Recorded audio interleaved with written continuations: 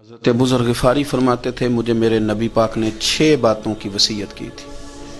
اپنے بچوں کو بھی بتاتے تھے، دوستوں کو بھی. 6 باتوں کی حضور نے وصیت کی تھی.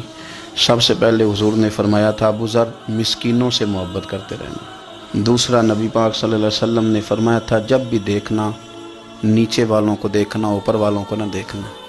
مالداروں جاگیرداروں پہ توجہ نہ کرنا، ذہن خراب ہوگا. نیچے دیکھنا، غریبوں کی طرف توجہ رکھنا. تیسرے نمبر پر نبی پاک صلی اللہ علیہ وسلم نے فرمایا تھا ہر حال میں حق بات کہنا اگرچہ وہ کڑوی ہو.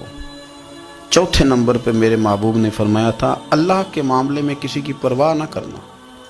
کوئی کیا کہتا ہے کہتا رہے، تم رب کے رستے پہ چلتے رہنا، ملامت کی پرواہ نہ کرنا. اور 5ویں نمبر پر میرے نبی پاک نے مجھ سے کہا تھا اگر رشتہ دار تجھ سے تعلق توڑیں بھی نہ تو جوڑ کے رکھنا، صلہ رحمی نہ چھوڑنا.